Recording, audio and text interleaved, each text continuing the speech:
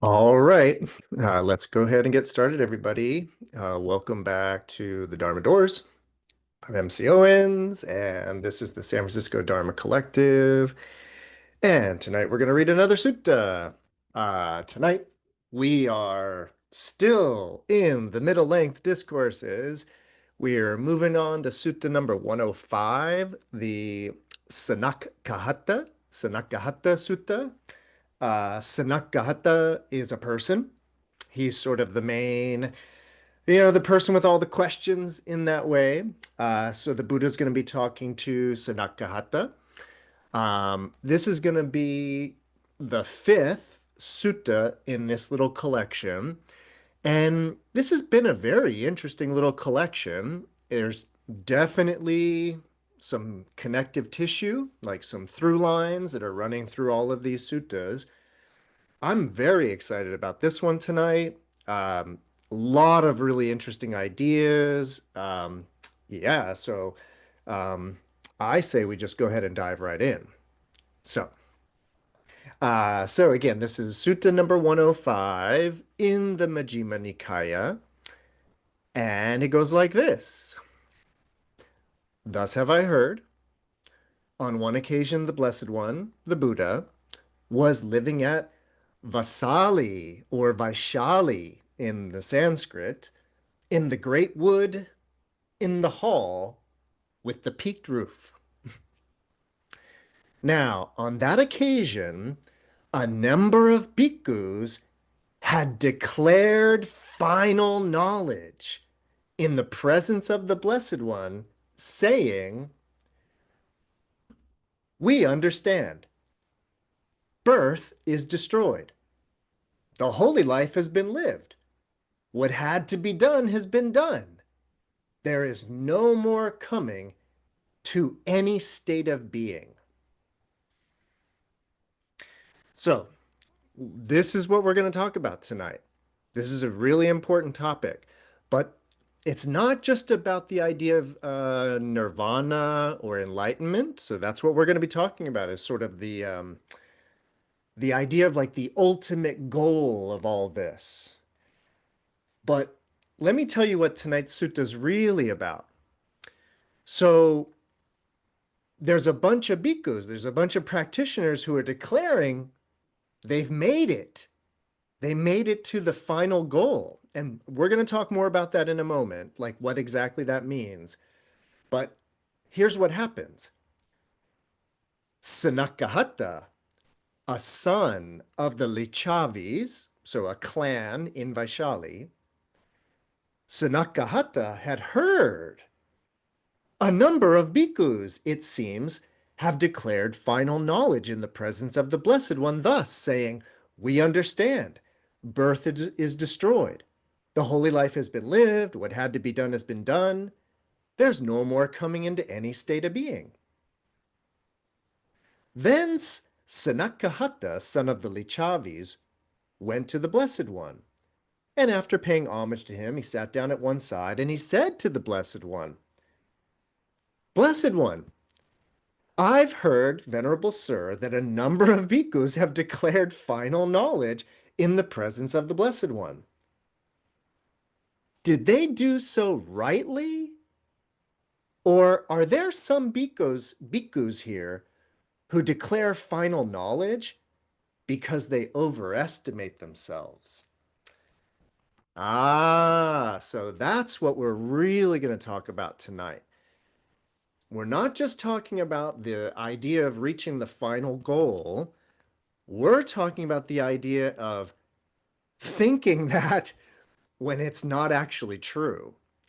So Sunakkhatta, again, the sutta is named after Sunakkhatta. And Sunakkhatta, he wants to know, are all these people who are claiming to have attained enlightenment, are they all for real? Like, did they all really do it? So before we go any further, before we go any further, because it's what the sutta is about, I want to just say a few quick words about that declaration. The declaration I understand. So that's one part of it. I understand. Birth is destroyed. The holy life has been lived. What had to be done has been done. There's no more coming into any state of being. So we've heard this before. This is common to hear. We often kind of hear it of the Buddha, speaking of his realization, and in a way, what made him a Buddha? Well, part of the idea of reaching this state of at least being an arahat is this idea. This is what somebody will declare. Oh, I figured it all out. So I understand. So I understand what? I understand what the Buddha has been talking about. So I understand the Dharma. I understand reincarnation, basically, because that's what this is actually about. So let me just say a little further. I understand birth is destroyed. So that's the big one. The idea of birth is destroyed. And then that is kind of accompanied by the last aspect of this, which is the idea there's no more coming to any state of being. So those two ideas are related. The idea that birth has been destroyed, there's no more coming into any state of being. Put super simply, they are talking about reincarnation, and they are talking about the idea in Buddhism of putting an end to the cycle of birth, death, and rebirth. And so to say that birth has been destroyed, it means that well, we could get deep on this, but it basically means that the karmic energy, the momentum that would have gone to another rebirth, that energy or that momentum, that karmic momentum has been put out.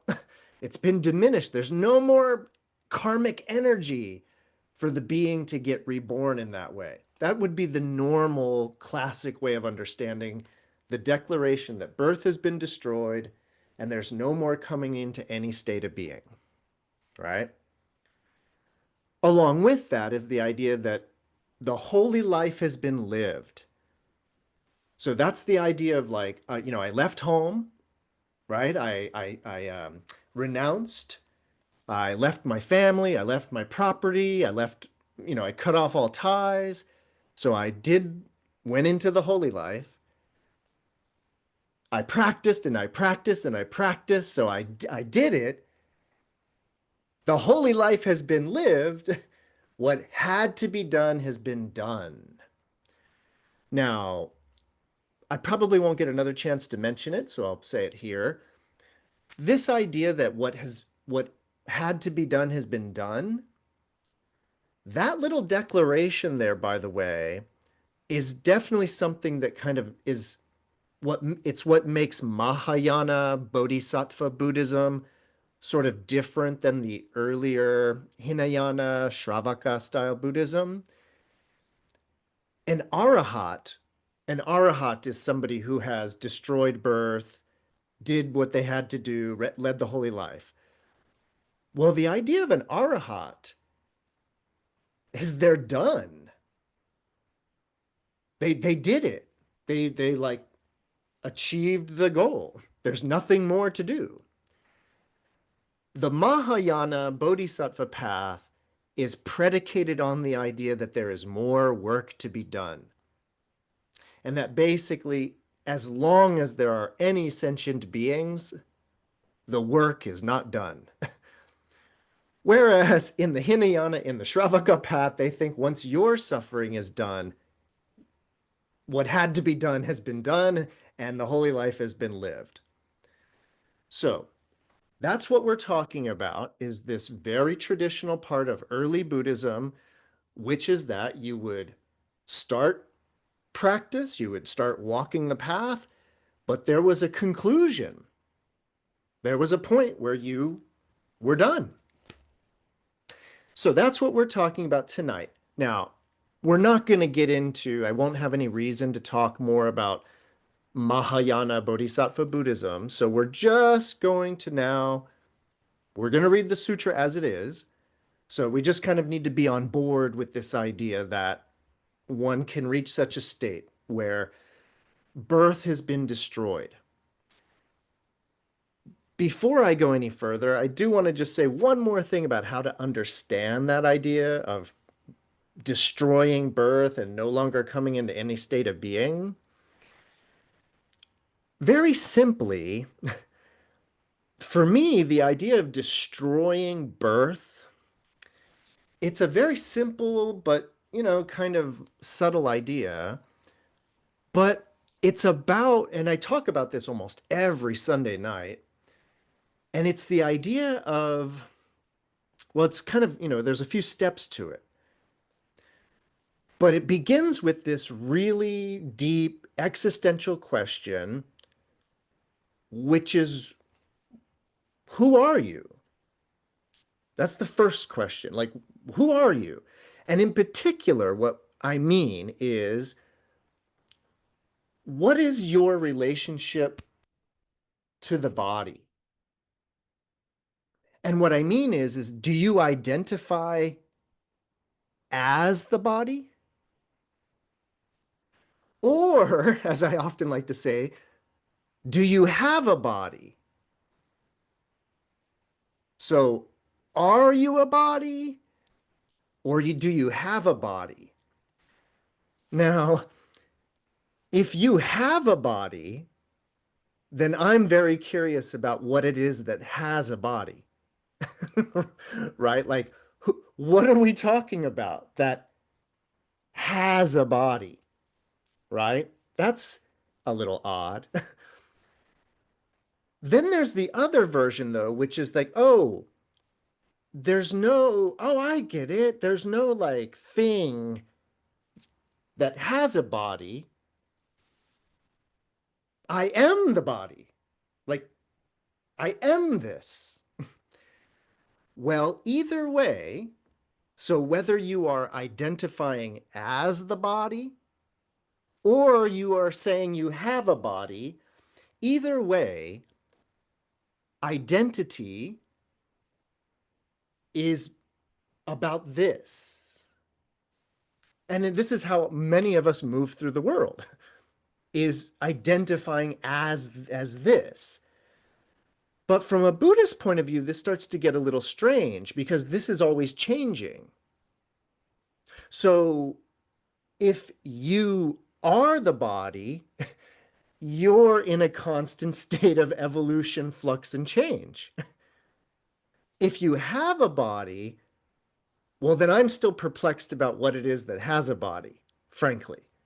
But what I want you to think about or notice is from a Buddhist point of view, if you have a body, and then, yeah, the body is always changing, right? Getting taller, getting shorter, whatever.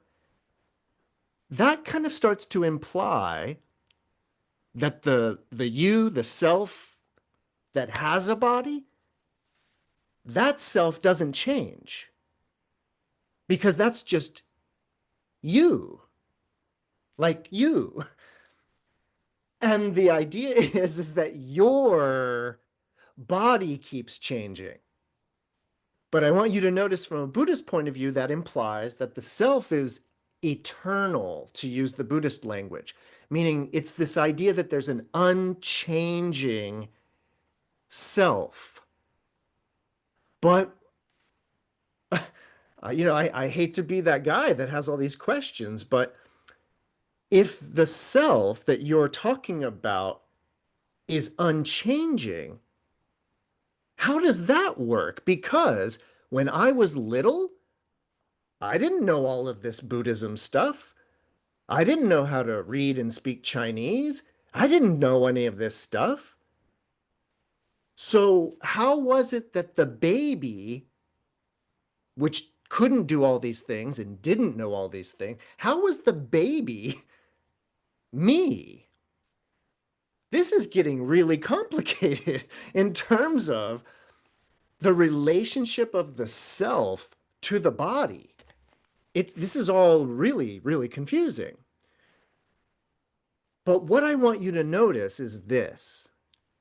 All of these ideas that I have a body, that I am a body, but identity is related to the body, all of this way of thinking, it leads us to this very, very strange idea.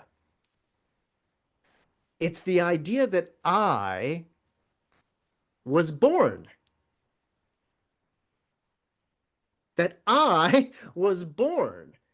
And it just starts to get, again, a little confusing in terms of what exactly was born. Well, what I'm getting around to is destroying birth, the first part of this declaration. Destroying birth for me is about no longer being attached to that idea of being a birthed thing. And you know what's really, really great about no longer identifying as a birthed thing? You are no longer a perishable, dying thing. That's the beauty of this teaching of the deathless, as it's called. So I just want to make it clear that the kind of destroying of birth, there's no birth to destroy. We are just sort of overcoming the delusion that we are birthed in that way. And if you overcome that delusion that you were ever born, then again, you overcome the delusion that you will be reborn. And that's the idea of understanding that there will be no more coming into any state of being, but it's from understanding that this has not arisen from a prior state of being. Okay, that should be some like basic Dharma review, but I wanted it all fresh in our mind as we move through this. Everybody okay with that? Okay. So a bunch of bhikkhus are declaring that they have fully figured it out, that they have destroyed that attachment to the idea of birth, and they say, I'm not going to be reborn. So they're basically declaring arhatship. And Sunakkhatta goes to the Buddha and wants to know, did those bhikkhus that said that, do they do so rightly? Or are there some bhikkhus here who declare final knowledge because they overestimate themselves? All right. The Buddha said, when those bhikkhus, Sunakkhatta, when those bhikkhus declared final knowledge in my presence, there were some bhikkhus who declared final knowledge rightly, and there were some who declared final knowledge because they overestimated themselves.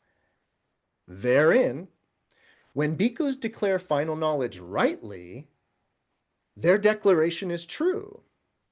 But when bhikkhus declare final knowledge because they overestimate themselves, the Tathagata, the Buddha, thinks, I should teach them the Dharma.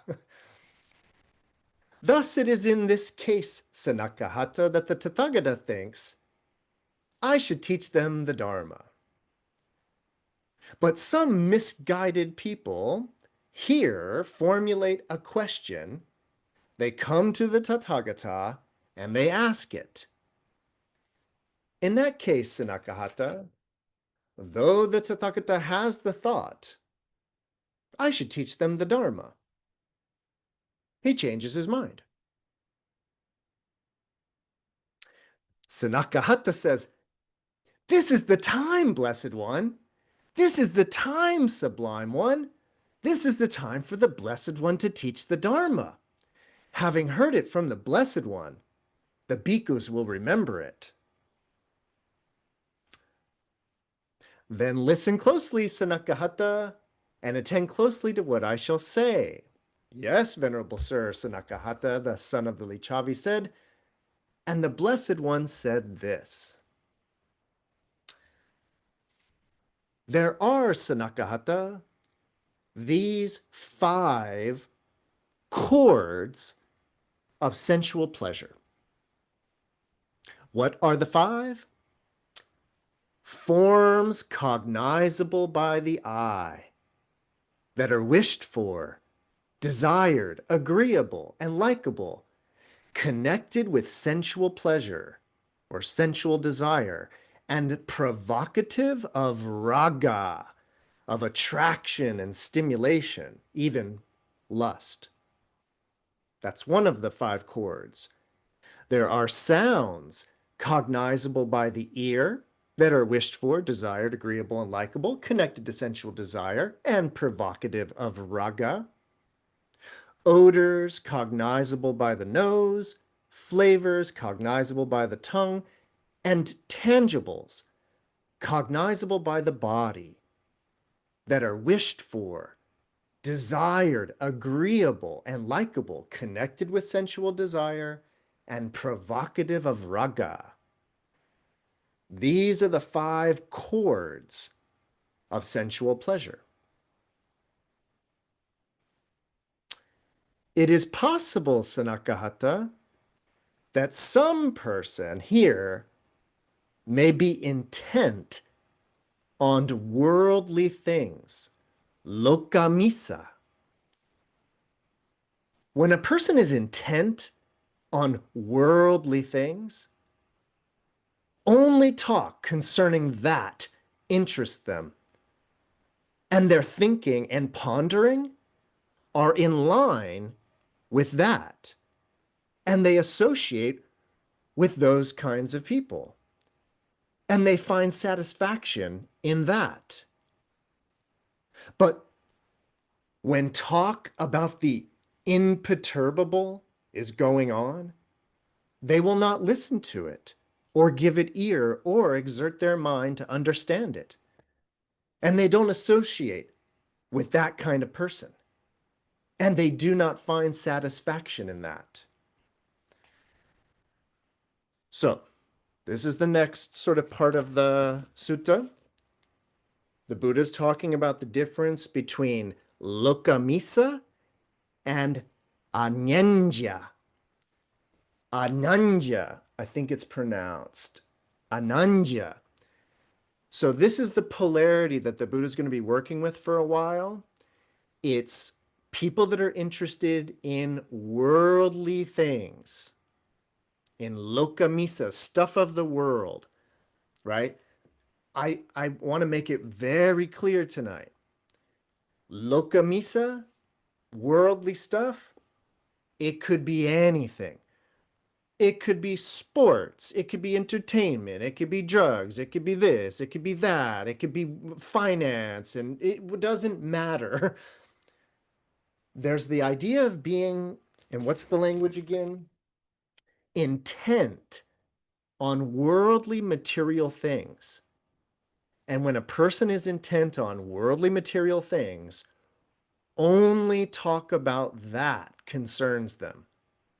And their thinking and their pondering are in line with worldly material pleasures or worldly material things. And they associate with people that are interested in worldly material things. And they find satisfaction in that. But when people are talking about anyanja, the imperturbable, they have no interest in that. So the imperturbable is or anyanja. It's one of those Buddhist words that is kind of a stand-in for nirvana. It's a stand-in for it's the stand-in for, well, it means imperturbable, so let's talk about it. In modern language, in the modern English language, we would probably use the word, like, the idea of being triggered would be the closest in the modern vernacular. And so the idea of being untriggerable, utterly unstirrable would be another translation of anyanja. It would be actually, it's what nyanja is like stirring, and anyanja is like unmovable, unstirrable, unshakable. All of these words we've probably heard before. There's a whole Buddha named Akshobhya, who is the Buddha of imperturbability.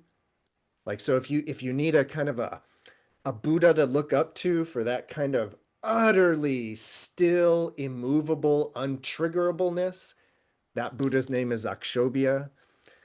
So that is what we're talking about, is being imperturbable, untriggerable, unstirrable, just utterly, utterly sovereign in that way. So there's that, and there's worldly material things. So that's our polarity. So, and don't forget, we're still talking about people who claim to have achieved like the ultimate goal when they really haven't yet. Remember, that's what this is about. So the Buddha begins by saying, there's some people in the world, there's these 5 chords. And by the way, before I forget, because I have all these notes that I want to get across tonight. They're called samyojana. Samyojana are the fetters, the cords, and the 5 fetters, the 5 samyojana, these 5 chords of like visible objects and sounds and smells and flavors and the body. I really want everybody to kind of appreciate that the language of these, they're chords, right? You're like this. What I kind of want us to appreciate is that the language of being in bondage with the 5 bonds or the 5 chords, well, the opposite of that is what we call mukti or moksha, liberation. You're in bondage. We are in bondage to sensual pleasures in that way. So liberation, freedom from the bondage is freedom from that. So I know that we use this language of moksha and liberation in like yoga and spirituality. This is what we're talking about, being in bondage to desire and being free of it. So the Buddha says, well, there's these 5 chords of sensual desire or sensual pleasure, and some people are only intent on worldly material things. It's all they want to talk about. It's the only kind of people they want to hang out with. It's the only thing that satisfies them. When they start hearing about meditation, liberation, being free, they fall asleep. They're bored. They're like, I don't want to hear about the imperturbable. So that's what the Buddha sets up. Now, suppose, Sunakkhatta, suppose a man had left his own home village or his own hometown a long time ago. And let's say he were to see another man who had only recently left his home village or hometown. He would ask that man whether the people of that village or town were safe, prosperous, and healthy, and that man would tell him whether the people of that village or town were safe, prosperous, and healthy. What do you think, Sunakkhatta? Would the first man who had gone away a long time ago, would he listen to that other guy, give him ear, and exert his mind to understand? Sunakkhatta said, yes, venerable sir.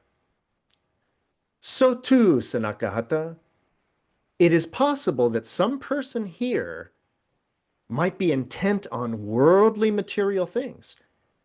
When a person is intent on worldly material things, that's all they want to hear about. It's the only kind of people they want to associate with. And they don't find satisfaction in hearing about the imperturbable. They should be understood as someone who is intent on worldly material things. But it is possible, Sunakkhatta, that some person here might be intent on the imperturbable. When a person is intent on the imperturbable, only talk of the imperturbable interests them. And their thinking and their pondering is in line with the imperturbable. And they associate with those kinds of people. And they find satisfaction in the imperturbable. But when talk about worldly material things is going on, they will not listen to it or give ear to it or exert their mind to understand it. They do not associate with those kinds of people, and they don't find satisfaction in that. Just like a yellow leaf that has fallen from its stalk is incapable of becoming green again, so too, Sunakkhatta, when a person is intent on the imperturbable, they have shed the fetter of worldly material things. They should be understood as a person detached from the fetter of worldly material things, one who is intent on the imperturbable. All right, and I have one last note on the imperturbable. In the commentary tradition, so not necessarily the sutra. In fact, this sutra goes against the commentary tradition. But in the commentary tradition, the imperturbable is the fourth jhana and above. So first jhana, second jhana, third jhana, you are still perturbable, as it were. But the fourth jhana is considered the state of imperturbability. And then, of course, the kind of the samadhi of infinite space, infinite consciousness, nothingness, neither perception nor non-perception are also traditionally considered states of imperturbability. This sutra is a little different. This sutra seems to only consider the fourth jhana and the first two formless jhanas, so space and consciousness, as being the realm of the imperturbable. We know this because the sutra is about to go on to the third formless jhana of nothingness and call it something different. So, but is everybody kind of following this? By the way, just what's happening, we are getting a very nice review of the path, I would say. That's what's happening here. I kind of want us to notice really quickly. The Buddha set up this idea of like worldly material things versus like you could just gloss it as meditation. And the idea is that there's an initial period in which we are addicted to and conditioned to material things in that way. But this sutra is kind of encouraging us to shed the bonds, be free in that way, and would encourage us to come over to being the kind of person who is intent on the imperturbable, right? Who's interested in that. And if you're here, you clearly want to associate with people that are interested in the imperturbable. You like discourse on the imperturbable. So, but now the Buddha says, it's possible, Sunakkhatta, that some person here may be intent on the base of nothingness.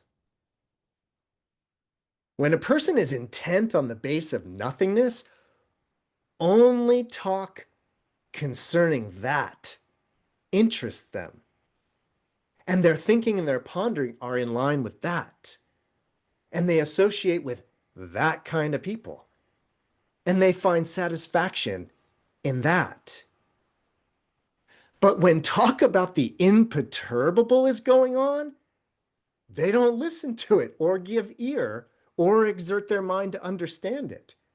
They don't even associate with those kinds of people, and they don't find satisfaction in it. So, for those who like talk on the base of nothingness, let's talk really quickly because I want to make something super clear. And I thought this would be a good evening, a good night, a good talk to do it. So the Buddha is walking Sunakkhatta out of delighting in material worldly things and bringing him over to the imperturbable to begin with. Now, we are now talking about the formless jhana, the base of nothingness. And I wanted to use this really quickly to talk about the difference.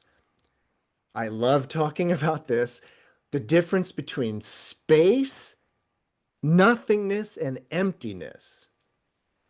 In the world of like English language, those three terms are utterly synonymous.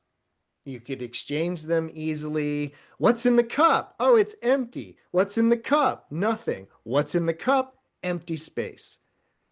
So emptiness, space, and nothingness. In English, you can just swap them around.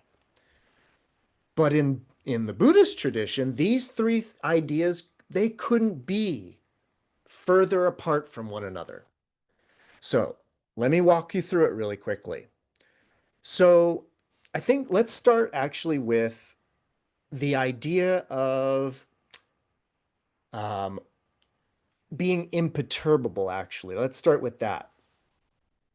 So what we want to understand is that in Buddhist meditation, in the first jhana, in the second jhana, in the third jhana, and the fourth jhana, but in particular, because we're talking about it, in the fourth jhana, when the meditator becomes imperturbable.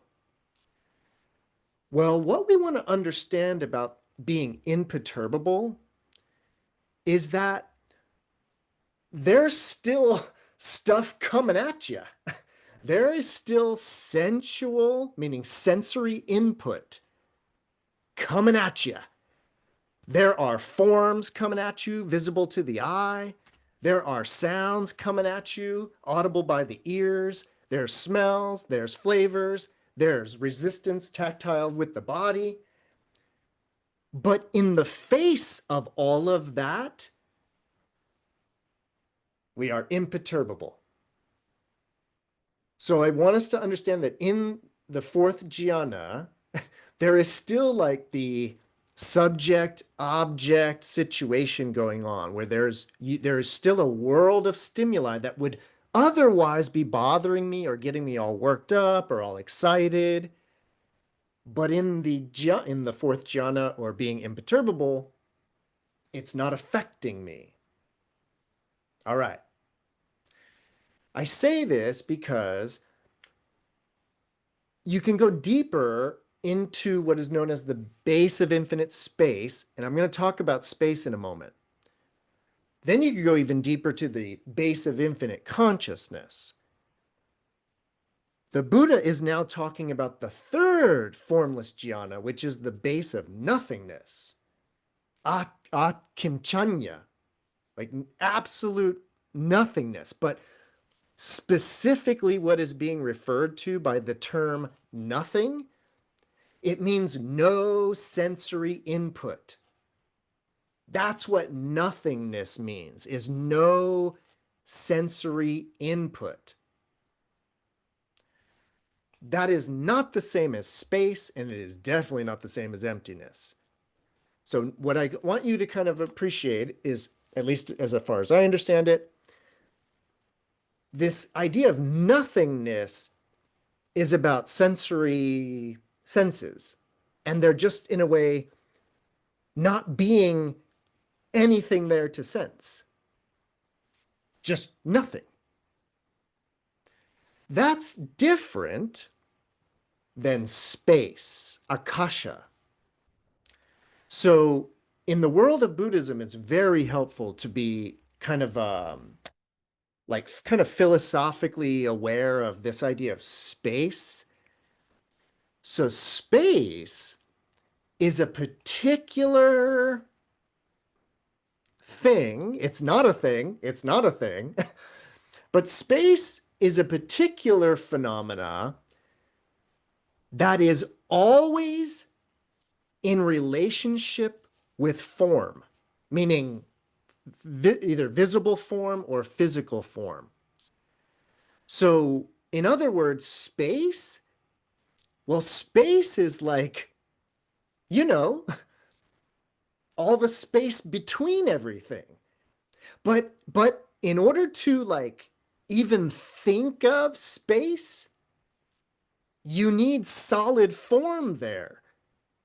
Like, so there's a really interesting, like, subtle, deep, interconnected relationship between space and form, where space is not form, but you couldn't conceive of form without space. It's kind of like how they say that, you know, if there was sort of no space between things, everything would just collapse in on itself and it would all be the same thing.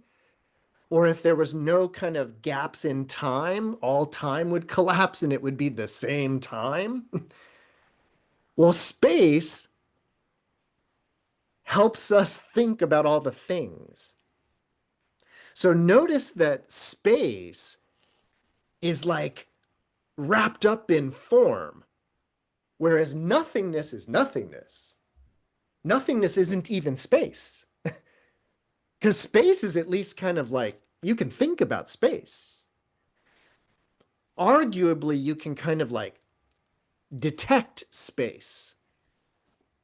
But nothingness is absolutely like nothing.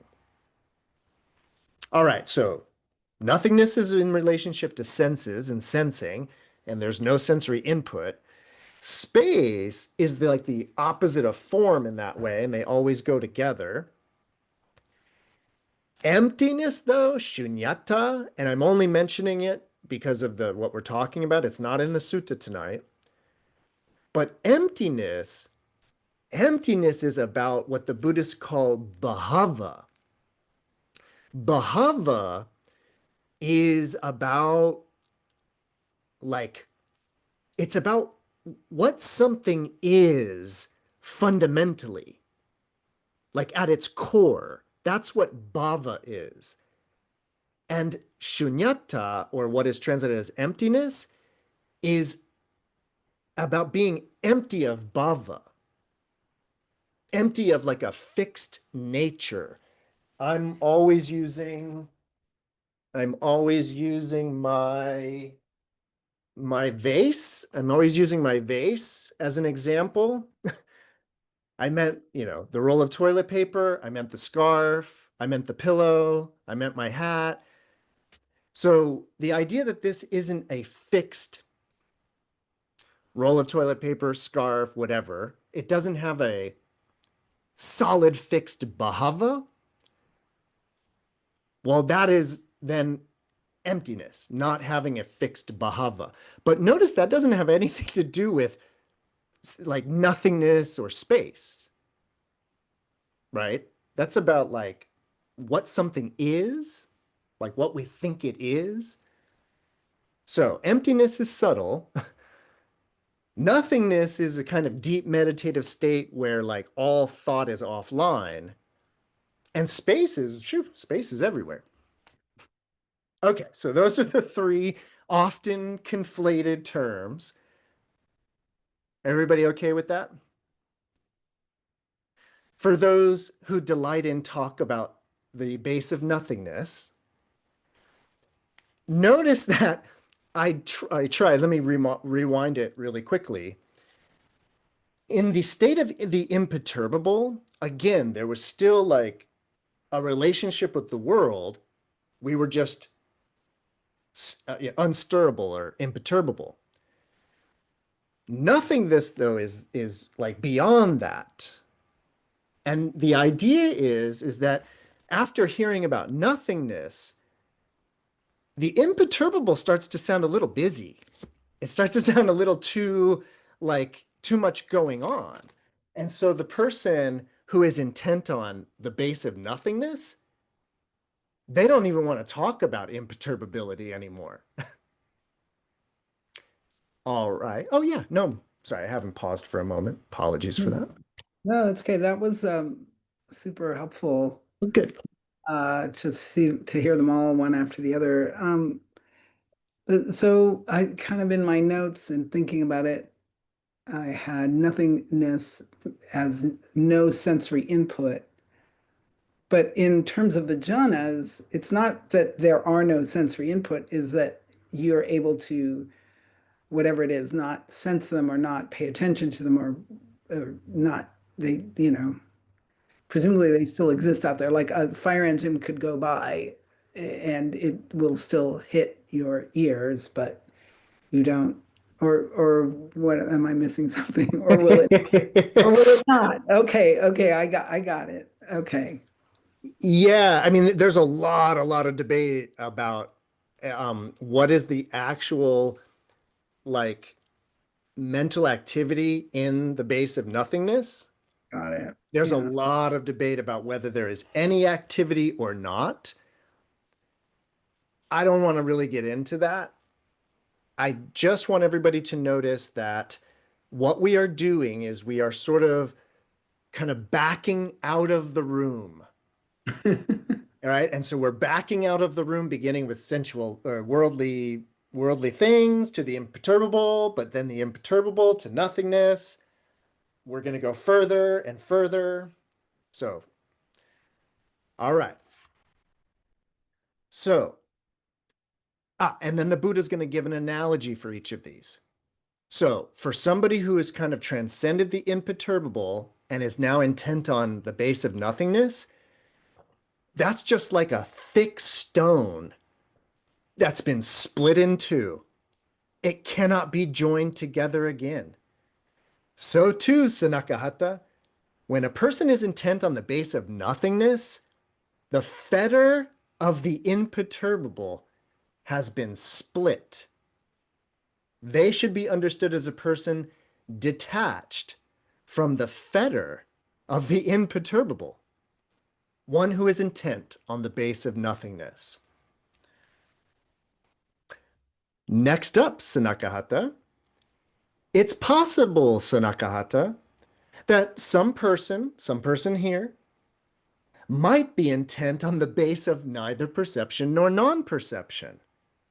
When a person is intent on the base of neither perception nor non-perception, only talk only talk concerning that interests them. And their thinking and their pondering are in line with that. And they associate with those kinds of people.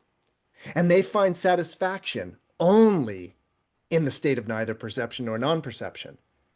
But when talk about the base of nothingness is going on, they won't listen to it or give ear or exert their mind to understand it. They do not associate with those kinds of people and they don't find satisfaction in it.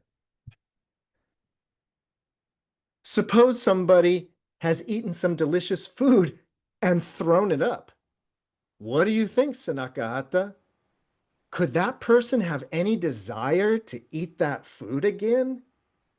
No, venerable sir. And why is that? Because that food is considered repulsive.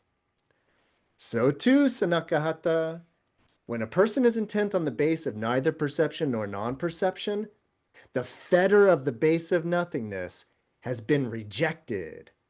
They should be understood as a person detached from the fetter of the base of nothingness, the one who is intent on the base of neither perception nor non-perception.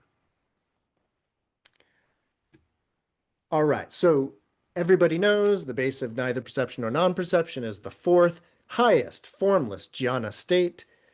At the time when the Buddha was seeking for enlightenment and he was studying under all of the great masters in India, the state of neither perception nor non-perception was considered the highest state of liberation. It was considered the ultimate. The Buddha studied under somebody who taught how to achieve the state of neither perception nor non-perception. He got into the state of neither perception nor non-perception, and determined that that was not true final liberation. That's when the Buddha went alone. The state of neither perception nor non-perception is very tricky to explain. I'm not even going to make an attempt. Just understand that it is this fourth highest formless jhana. You need to understand that quick backstory, though, about the Buddha having already achieved that under a different teacher in order to understand where we're going next. It's possible, Sunakkhatta, that some person here might be completely intent on nirvana. When a person is completely intent on nibbana or nirvana, only talk of nirvana concerns them. And their thinking and their pondering are in line with nirvana. And they associate with those kinds of people and they find satisfaction in that. But when talk of the base of neither perception nor non-perception is going on, they won't listen to it or give it ear or exert their mind to understand it. They don't associate with those kinds of people. They don't find satisfaction in it. Just as a palm tree with its crown or its top cut off is incapable of growing again, so too, Sunakkhatta, when a person is completely intent on nirvana, the fetter of the base of neither perception nor non-perception has been cut off at the root, made like a palm stump, done away with, so that it is no longer subject to future arising. They should be understood as a person detached from the fetter of the base of neither perception nor non-perception, the one who is completely intent on nirvana. All right. So nirvana, of course, is the a state attained by the Buddha, the state taught by the Buddha. So that's kind of, in a way, what we're going for in that sense. So we've gone through all of these, gone through all these different meditative stages. And now for this person who's intent on nirvana, not any of these lesser states, the Buddha says this: it's possible, Sunakkhatta, that some bhikkhu here might think this way. Tanha, craving, has been called an arrow by the recluse. The poisonous humor of ignorance is spread about by desire, chanda, by raga, lust or attraction, and by vyapada, ill will or anger. So chanda, raga, vyapada. That arrow of craving has been removed from me, says somebody. The poisonous humor of ignorance has been expelled from me. I am one who is completely intent on nirvana. And since this person conceives themselves this way, even though it's contrary to fact. So this person thinks that they've made it to nirvana, even though it's contrary to fact. And so they might pursue those things that are unsuitable for one completely intent on nirvana. They might pursue the sight of unsuitable forms with the eyes. They might pursue unsuitable sounds with the ear, unsuitable odors with the nose, unsuitable flavors with the tongue, or they might pursue unsuitable tangibles with the body, or unsuitable mind objects with the mind.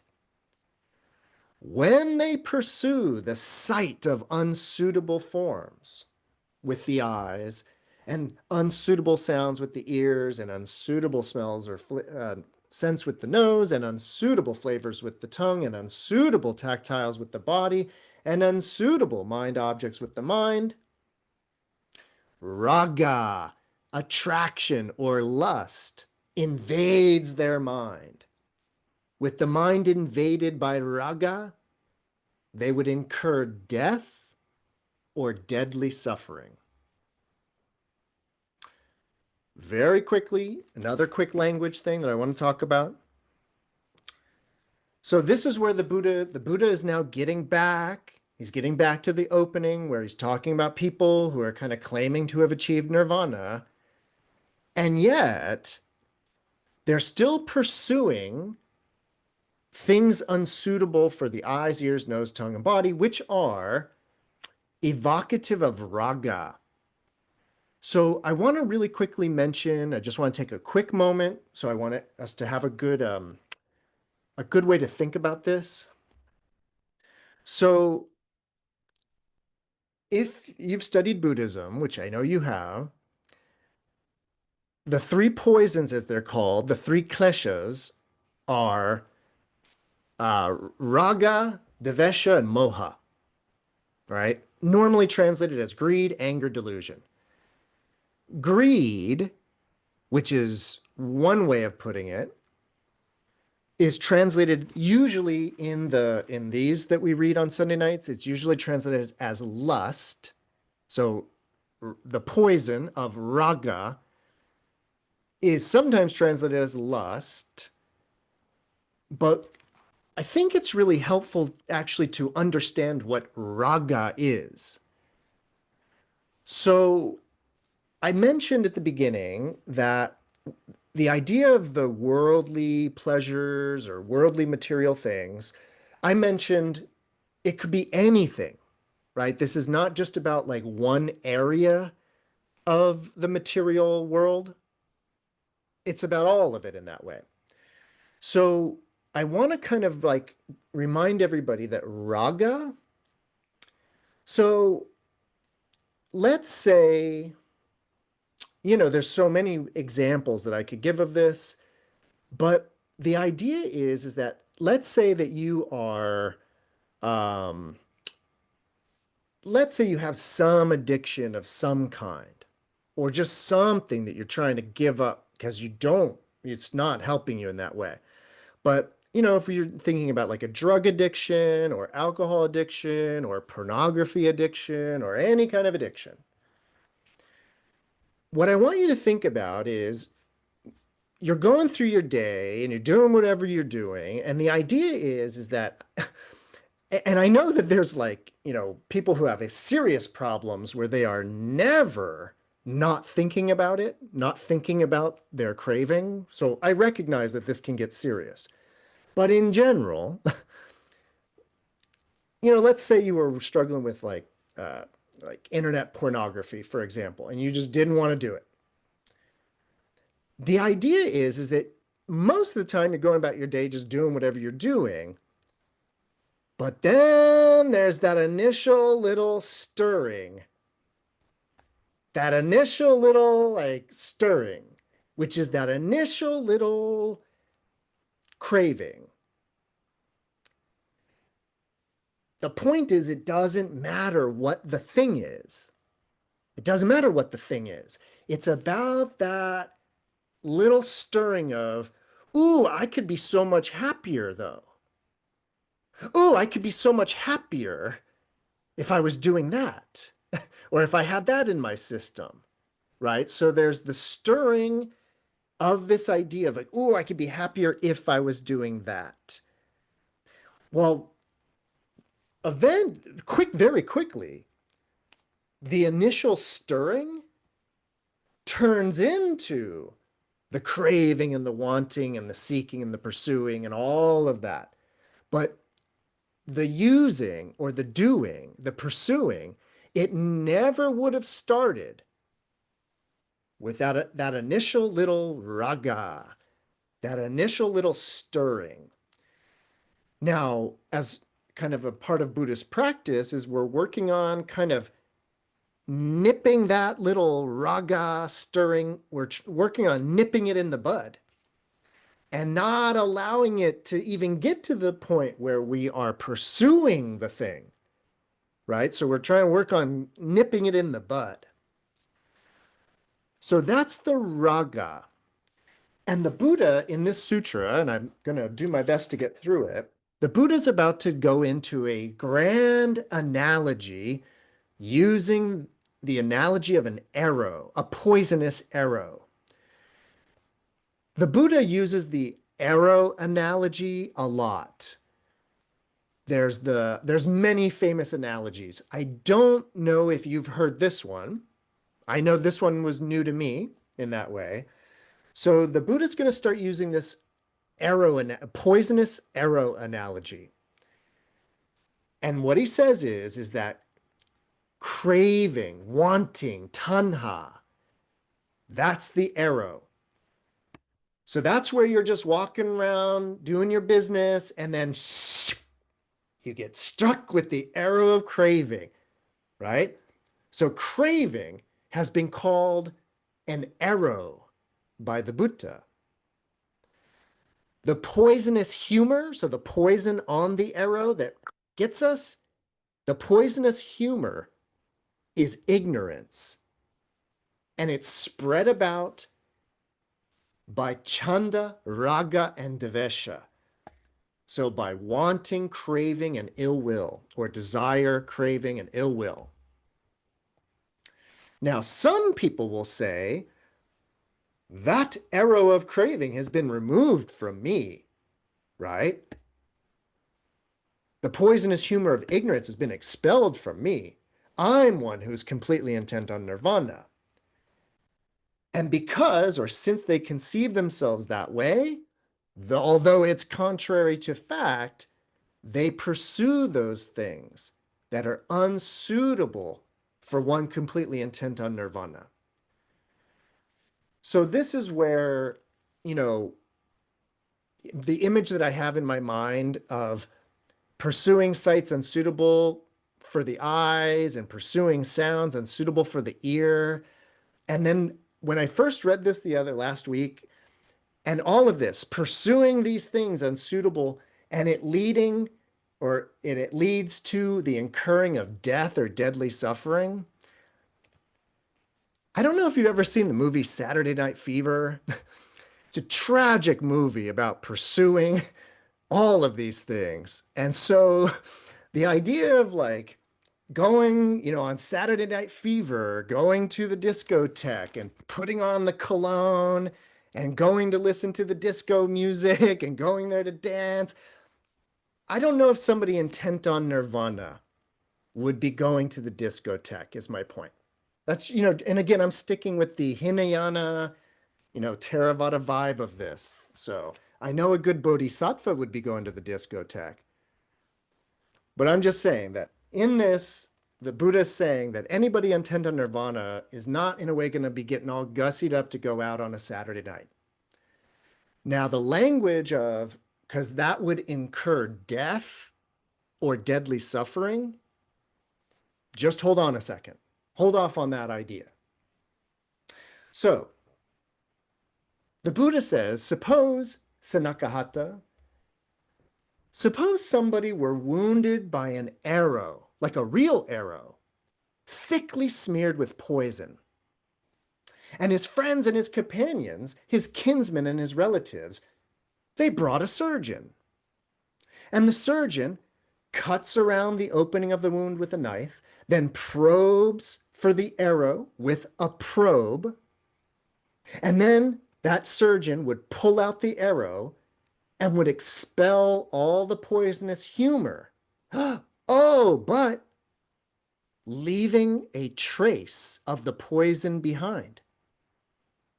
Thinking that there was no trace left, the surgeon would say to the person, good person, the arrow's been pulled out. The poisonous humor has been expelled, and it's incapable of harming you. Eat only suitable food. Do not eat unsuitable food, or else the wound will suppurate. From time to time, wash the wound, and from time to time, anoint its opening, so that pus and blood do not cover the opening of the wound. Do not walk around in the wind and the sun, or else dust and dirt may infect the opening of the wound. Take care of your wound, and see to it that the wound heals. And then that person would think, the arrow's been pulled out. The poisonous humor has been expelled with no trace, even though there is a trace. And it's incapable of harming me. And so that person eats unsuitable food, and the wound would suppurate. And that person would not wash the wound from time to time, nor would they anoint its opening from time to time, and pus and blood would cover the opening of the wound. They walk around in the wind and the sun, and dust and dirt infect the opening of the wound. They don't take care of the wound, nor do they see to it that the wound heals. Then, both, because that person does what is unsuitable, and because the original surgeon didn't get out all the poison, and there was a trace of it left behind, because of that, because of both of those things, the wound would smell, and with its swelling, it would incur death or deadly suffering. So too, Sunakkhatta, it's possible that some bhikkhu here, it's possible that one of you out there thinks craving has been called an arrow by the recluse. The poisonous humor of ignorance is spread about by desire, raga, and ill will. That arrow of craving has been removed from me. The poisonous humor of ignorance has been expelled. I am one who is completely intent on nirvana. Because that person conceives of themselves that way, although it is contrary to fact, they might still pursue those things that are unsuitable for one completely intent on nirvana. Things that are unsuitable for the eyes, ears, nose, tongue, body, and even with his mind. And therefore, that person's mind would be invaded by raga, and they would incur death or deadly suffering. For it is, quote unquote, death in the discipline of the noble one, Sunakkhatta, when one abandons the training and reverts to the low life. And it is deadly suffering when one commits some defiled, grave offense. All right, so that's the Buddha's comparison between somebody getting shot with an arrow, poisonous arrow, but its surgeon doesn't get all the poison out. And despite the surgeon saying take care of it, the person doesn't take care of it. So that's a mess. But it's possible, Sunakkhatta, that some bhikkhu here might think this way. Craving, tanha, has been called an arrow by the recluse. The poisonous humor of ignorance is spread about by desire, raga, and vyapada. That arrow of craving has been removed from me. The poisonous humor of ignorance has been expelled. I am one who is completely intent on nirvana.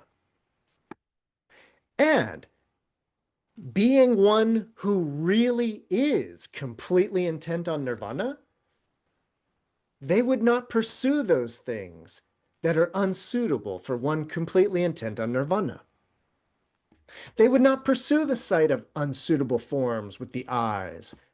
They would not pursue unsuitable sounds with the ears, unsuitable odors with the nose, unsuitable flavors with the tongue, unsuitable tangibles with the body, or unsuitable thoughts, mind objects with the mind.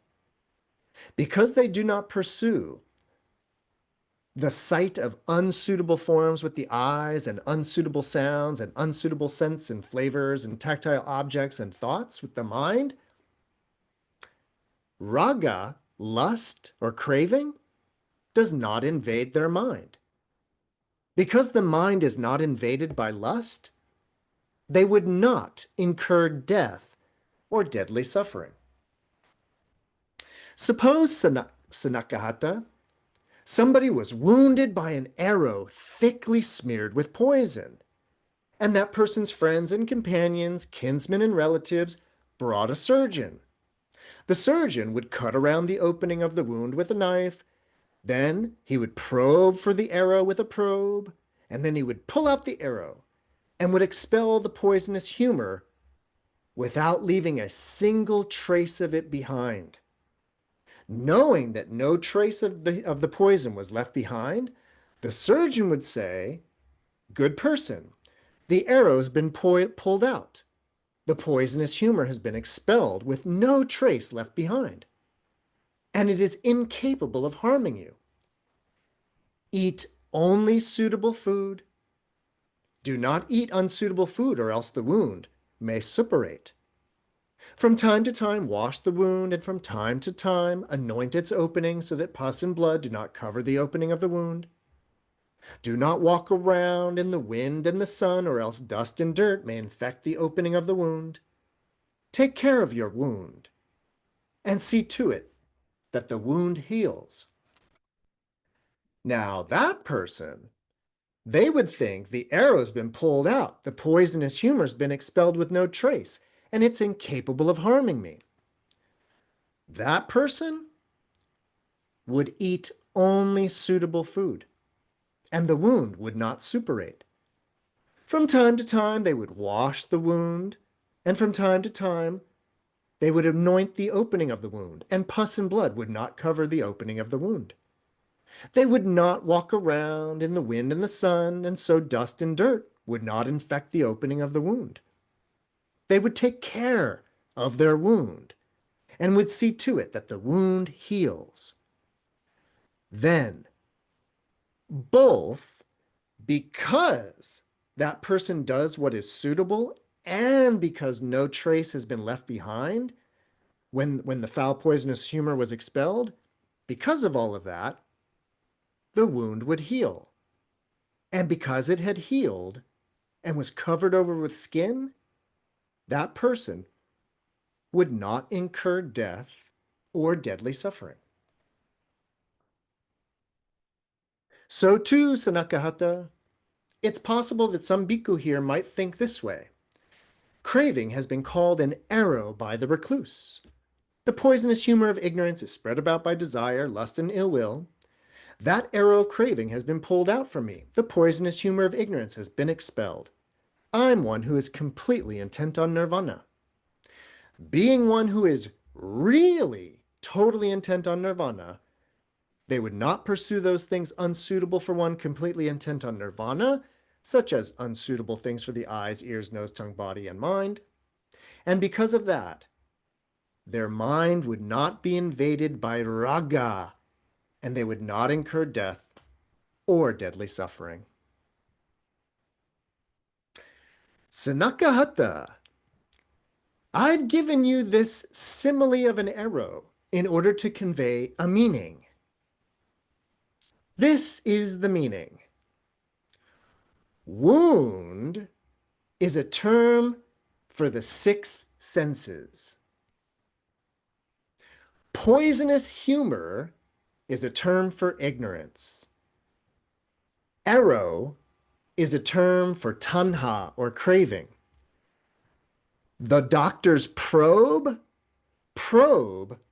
is a term for mindfulness.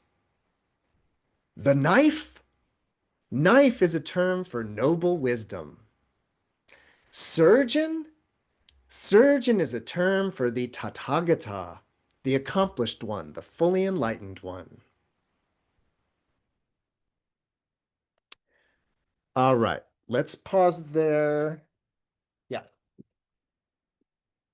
So that's our simile of the arrow, another simile of an arrow, the poisonous arrow. Makes sense to everybody? Pretty straightforward in that way. Questions, comments, ideas?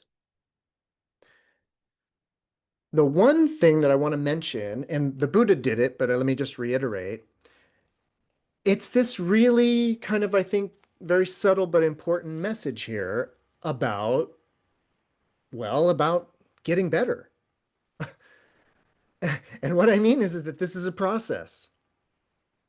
And so the idea is that at least the way that I read this sutra, if you were to even get to the point of pulling out the arrow of craving, like if you were to really use the probe of mindfulness and wield the knife of noble wisdom, and you were to really start going in and digging out the poison of craving, and you were to really successfully remove it, there's still work to do, which is the healing process.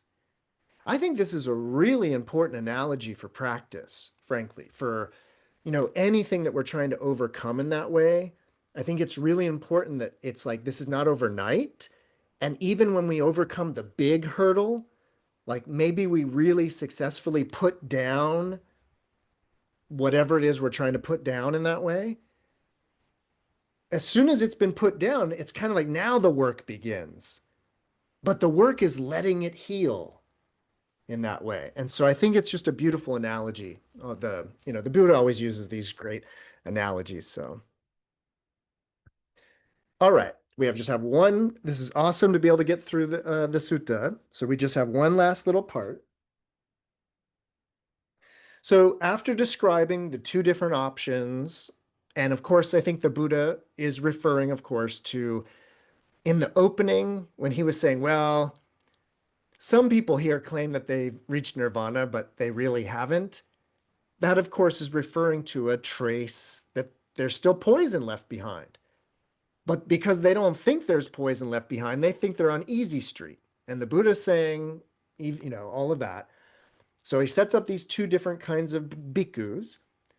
And the bhikkhu who really has gotten rid of all the craving, and then heeds the Buddha, the surgeon's advice, and does everything right to allow the wound to heal, the Buddha says that bhikkhu, Sunakkhatta, that bhikkhu is one who practices restraint in the 6 sense bases of contact. Having understood that acquisition is the root of suffering, being acquisitionless, liberated in the destruction of the acquisitions, it is not possible that that person would direct their body or arouse their mind towards any acquisition. So this is an important little paragraph here. So the word that's being translated as acquisition is upadana, upadana. And upadana is like, I translate it as appropriation. Acquisition is certainly fine in that way. The reason why I'm glad that we were able to get all the way to the end of the sutra, though, is I wanted to kind of circle back to some of my opening remarks regarding the relationship with the body. And what I want to talk about is that appropriation of the body, the acquisition of the body.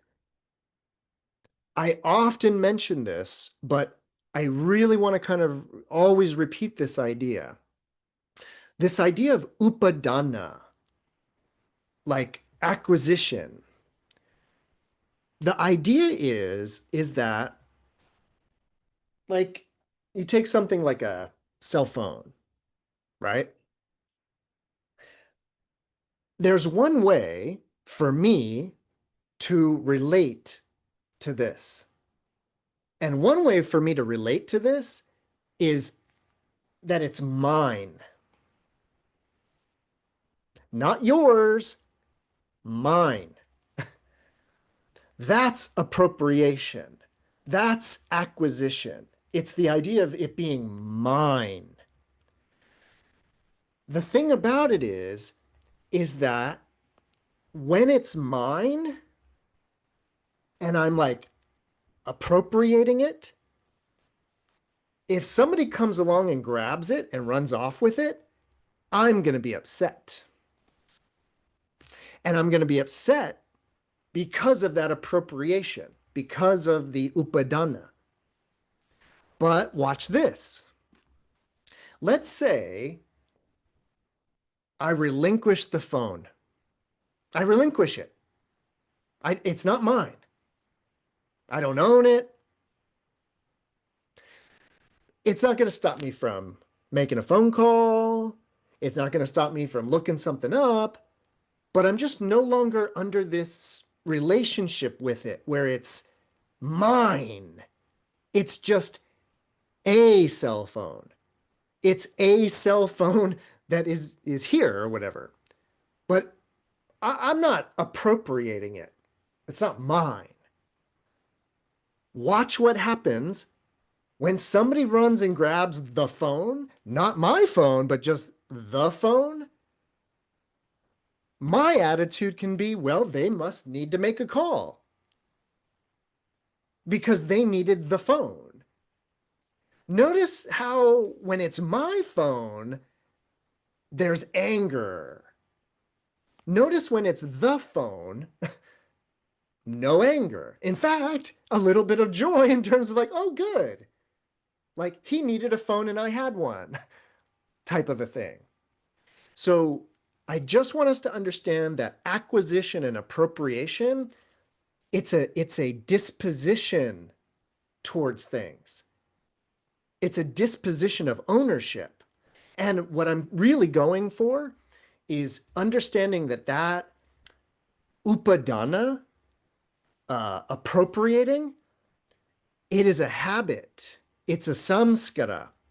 And it's out of control because we not only appropriate stuff, we keep going and we appropriate the body and we say, no, this is my body. And then we appropriate the voice and we say, no, this is my voice. These are the things that I'm saying. No, no, no, these are my ideas. These are my thoughts. So the appropriating can just keep going and going and going in that way. And if you are hip to the idea that appropriation causes suffering, then you in a way will not in a way want to appropriate because you'll realize, oh, every little thing I'm holding on to is just suffering in that way. And I want to really, really remind you that when I gave up the cell phone, I'm still using it. I'm just no longer under this delusion that it's mine in that way. So that's my understanding of upadana or appropriation or what they call acquisition. So a bhikkhu that practices restraint of the six senses, having understood that acquisition is the root of suffering, being acquisitionless, liberated in the destruction of the acquisitions, it is not possible that they would direct their body or arouse their mind towards any acquisition. That's liberated. Suppose, Sunakkhatta, suppose there was a bronze cup of a beverage possessing a good color, a good smell, and a good taste, but it was mixed with poison. And suppose somebody came along who wanted to live, not to die, who wanted pleasure and recoiled from pain. What do you think, Sunakkhatta? Would that person drink the beverage in that cup, knowing if I drink this, I will incur death or deadly suffering? No, venerable sir. So too, that bhikkhu is one who practices restraint in the six bases of contact. Having understood that acquisition is the root of suffering, being acquisitionless, liberated in the destruction of the acquisitions, it is not possible that they would direct their body or arouse their mind towards any acquisition. Suppose, Sunakkhatta, suppose there were a deadly, poisonous snake, and there was somebody who came along who wanted to live. They didn't want to die, who wanted pleasure, and they recoiled from pain. What do you think, Sunakkhatta? Would that person give that deadly poisonous snake their hand or their thumb, knowing if I'm bitten by this snake, I will incur death or deadly suffering? No, venerable sir, they wouldn't give the snake their hand or their thumb. So too, when a bhikkhu practices restraint in the six sense bases, and having understood that upadana, attachment, is the root of suffering, they are without attachment, liberated by the destruction of attachment. It is not possible that that type of a person would direct their body or arouse their minds towards any object of attachment. This is what the Blessed One said. Sunakkhatta, son of the Lichavis, was satisfied and delighted in the Blessed One's words.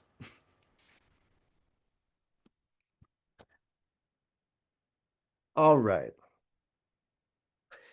Any comments, questions, ideas? Pretty straightforward sutta, I would say. Yeah. Noe? Yeah, it's just something that came to mind in that very last second paragraph about the poison drink and the insanity uh, of modern times when you know that you can die by doing this drug or taking this thing, and yet the craving is such that people die. Take that risk. Oof. Yeah. And I appreciate the balance that you presented. It's not something to accomplish, it's something to be in. It's something that's happening here and now, not someday I'll attain this. I really like the telephone thing, even though it's not my phone, but I still use it. So thank you for that. Thank you. Great comment, Noe. And I did want to remind everybody, this kind of takes us all the way back to the Devadaha Sutta, the first sutta in this section. So regarding what we just learned tonight, regarding this idea of sort of appropriation being suffering, and the Buddha is kind of, I think, suggesting that some bhikkhus might think they've reached nirvana, but they're still appropriating or they're still attached to something. That's the trace amount in the trace in there. I just sort of, yeah, that the idea that if we cycle back to the idea of attachment, it's that idea of like, oh, I could stop doing that right now. And then you realize how hard it is the moment you make that choice. But that idea, Noe, that, oh, that this is realizable right here. That's a huge thing about Buddha Dharma, about the teachings of the Buddha, is that this message, it's, in many ways, it's a little like disconcerting in that way, because then it's like you realize like, oh, I'm the only one stopping this. That's it. And so it's like right there anytime you would like in that sense. So thanks, Noe, for that comment. Yeah, Robin.